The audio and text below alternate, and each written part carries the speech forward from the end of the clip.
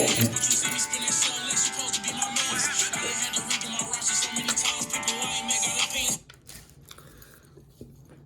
I know what today is. Tuesday. Mr. Better Days is back once again. In effect. Back again. I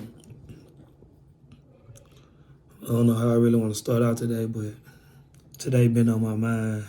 Today's message been on my mind for about a good 3 to 4 days. I know since like Saturday.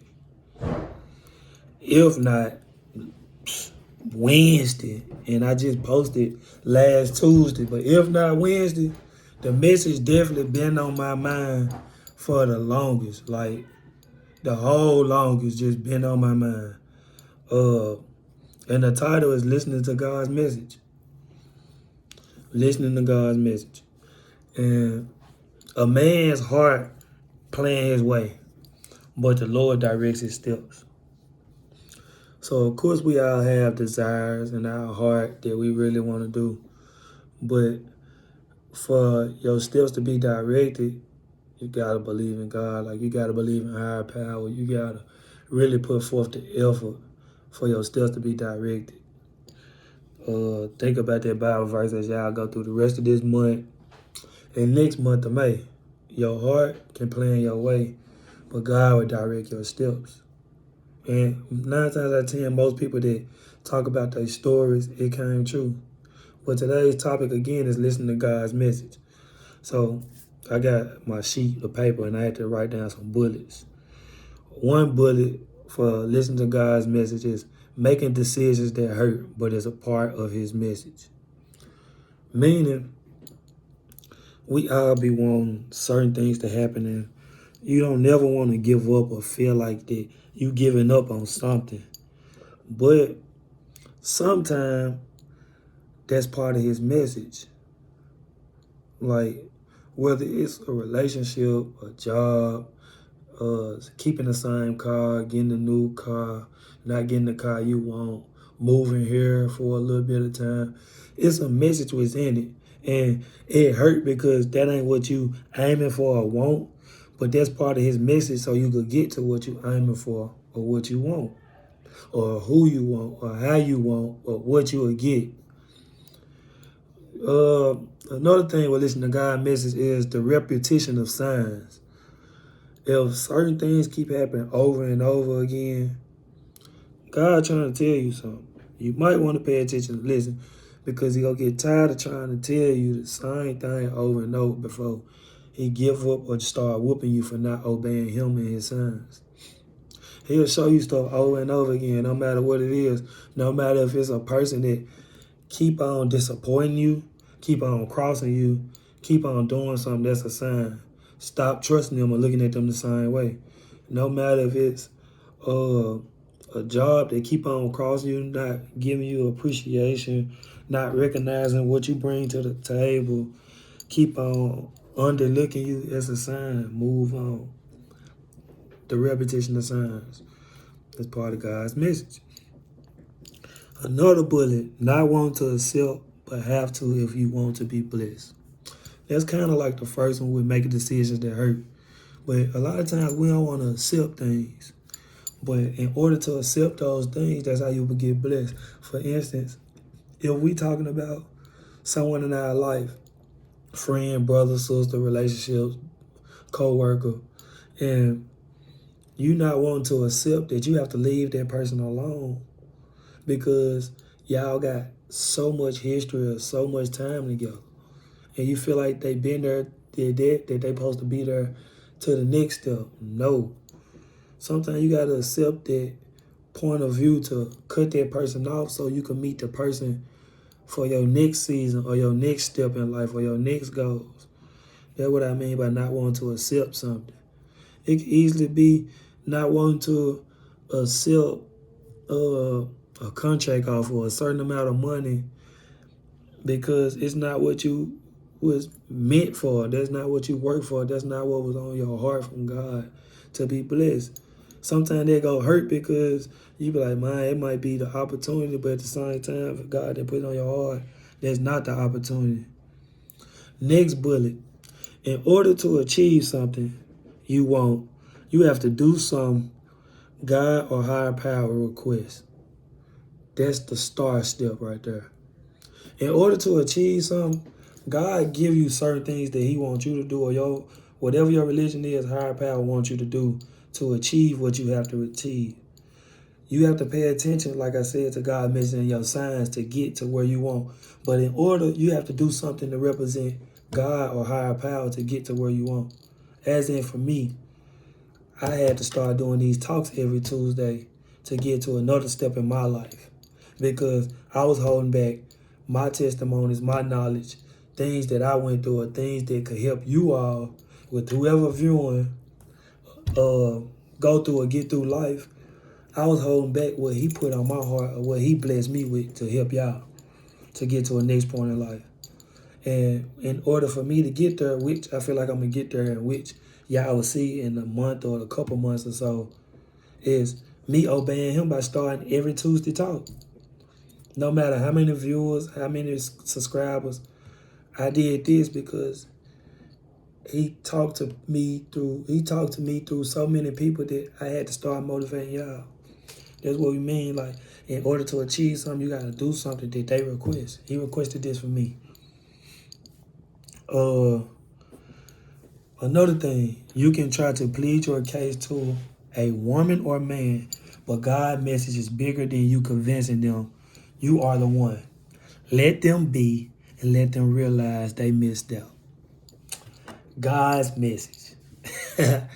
Our world is big on relationships. And we all feel like we need a lover, friend, boyfriend, girlfriend, wife, husband. Sometimes I post about it, but 9 times out of 10, I know the reality of being patient in the right time and in the right person. You know what I'm saying? But I do know with me posting about it, someone else could use the information. But back again to me saying, you can try to plead your case to a woman or man. You could try and break down every point and speak on all facts of why you perfect for this person, or why this person can help you, or why y'all can be one. But the reality of it is, you shouldn't have to do that for someone that God put in your life. You shouldn't have to plead your case big, break down points for somebody that God put in your life. It's unacceptable. They should meet you halfway and already read you and know what you're trying to do. Real talk. And with you leaving them and letting them experience or realize what they missed out on, or what they didn't listen to when you did try, you doing the right thing. You gonna be more at peace, you gonna be more happy, and you gonna find the right person where you let them be and they realize that they missed out. You hear some people talking about, I ain't ready yet, this ain't the time, I want to enjoy life. You can enjoy life with that person. Sometimes you not being ready, it's the time for you to get ready. If somebody walked up to you and said, oh, here go $1,000, you weren't ready for that 1,000, but you go accept it. So if a person walking your life and trying to be your healer and you say you're not ready, you missing out on that $1,000 because they trying to heal you. Or God put them to heal you and you just missed out. Or you could say, oh, I just got out of this relationship, or I ain't ready, I want to do this and that. That might not be your character or your calling in your life. You might not be a person that's meant to be single or enjoy life. You might be a person that's meant to be in a relationship or meant to be with somebody. Everybody's lifestyle is not meant for every other person. Everybody got a different path to greatness. Everybody have different steps to what they are. So y'all might want to think about that when y'all be saying, oh, I ain't ready, or oh, this ain't my time, oh, I need to be patient. Sometimes he put situations and people in your life when you're not ready to see, do you really trust and believe him, to accept that and be ready. Again, if somebody walk up to you with $1,000, you weren't ready to accept that 1,000, but you go accept it. They say, here you go, 1,000. That's how I gotta be with certain people in your life. You might not be ready for them people in your life, but that could be the right person for you. And then when you feel like you're ready, now you gotta wait and you gotta be patient, because when he tried to put that person in your life, you so-called weren't ready. Now he ain't ready to put that person back in your life yet. Now he go teach you and push you through something to realize that when he tried to put that person in your life, you didn't accept it. Start looking at them steps. Next bullet. If you're not happy and more problems continue to happen, to remind you, that's God's sign. Now, let me break it down to you. It's a difference between trials and obstacles to overcome. But it's also a difference between problems and problems and problems. So if we're talking about an obstacle or a task to elevate or challenge your intuition, your belief, or your calling to see if you got the skill for it, then that's different than problems that's pointless, or problems that shouldn't come about, or problems that don't make sense. So if I'm working at a school and a child come to school and don't know their work, that is a challenge for me to help them to learn their work. That is a challenge for me to overcome and show that this is my calling to be an educator, to make sure they learn. But if a child come to school and they hit me or they cursing me out and the school is, oh, we don't go by this, or, oh, we have to let that child hit you, that is a problem. And that is another problem that you can't accept, that you have to move on. Or we could talk about job-wise. If we go to work every day and they add a couple extra tasks or a couple extra lessons to help the children out that you feel like go tire you out, that is a task. That is an obstacle to overcome. But if you come into work and they throwing so much work on you and not giving you steps on it and just saying you need to make sure it happen, or you got to come tell me and ask me how to do this, this, and that, or you can't go here and go there, that is a problem, and you don't have to accept it. So think about the difference in it. So if a problem keep on happening, that's God's sign for you to move on, because he don't want you getting complacent or stable with what you're dealing with or what you're going through because of some of the benefits that come with it. You could go to another place and get more benefits with a little bit more extra work, but your more benefits will overcome the extra work. On my next bullet. That you're not happy, accept the sign and move on. If you're not happy, accept the sign and move on. Simple. Maybe in the last couple weeks, couple months, mine been everywhere. Whether I've been happy, not happy, been trying to hide my pain, trying to stay happy, trying to motivate everybody.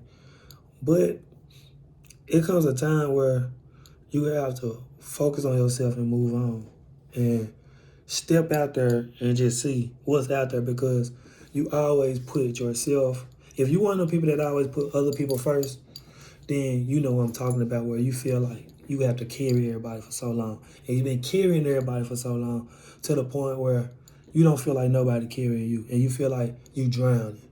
That's how I feel. So I feel like I carry everybody, I look out for everybody. But when it's really time to look out for me or really time to be there for me, I could look to my left and see no one and look to my right. Where my word of this year is different. So the way I've been approaching things through college to now, this year I'm approaching different. I hesitated to want to leave. This year I'm leaving. I hesitated to want to play somewhere out of state. This year I did it different and succeeded.